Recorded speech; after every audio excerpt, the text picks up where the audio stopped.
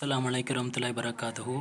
இங்கே கொடுக்கப்பட்ட விஷயத்தை நீங்கள் வாழ்க்கையில் பயன்படுத்தும் போது உங்கள் மனசு எப்படி செயல்படணும், அந்த மனசை எப்படி பாதுகாப்பாக வச்சுக்கிறது, உங்கள் மனசுக்கு நிம்மதியான சூழ்நிலை எப்படி அமைச்சிக்கிறது, எந்தெந்த சூழ்நிலை நம்ம எப்படி எப்படி நடக்கணும், அதை பற்றி இந்த வசனங்கள் உங்களுக்கு சொல்லித் தருது. இதை நீங்கள் படிங்க, படித்து உங்கள் வாழ்க்கையில் கடைபிடிங்க. எந்தெந்த சூழ்நிலை நம்ம எப்படி எப்படி நடந்துக்கணுங்கிறத பற்றி சொல்லித் தருவோம். அந்த சூழ்நிலை இது உங்களுக்கு தெளிவான வழிவகுக்கும். இதை நீங்கள் படிங்க, படித்து பின்பற்றுங்க, கடைபிடிங்க. இதனுடைய பலன் நீங்கள் அறிந்து கொள்வீங்க. இதன் மூலம் உங்களுக்கு இதை பயன்படுத்தும் போது உங்கள் மனசு அமைதியாக இருக்கனால உங்களுக்கு எந்த வறுமையும் வராது, எந்த நோயும் வராது.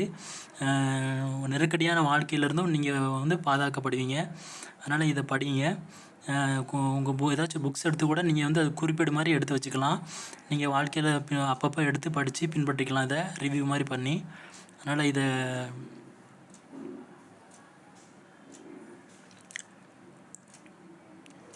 படித்து பின்பற்றுங்க, உங்களுக்கு பயனுள்ளதாக இருக்கும்.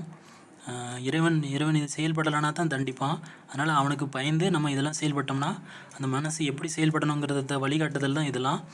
அதனால் இதை நீங்கள் நல்ல முறையில் படித்து வாழ்க்கையில் கடைபிடிச்சி மன நிம்மதியான வாழ்க்கையை கொண்டு போங்க. நீங்களும் நல்லா இருப்பீங்க, உங்களை சுற்றி இருக்கவங்களும் நல்லா இருப்பாங்க இதை கடைபிடிக்கும்போது.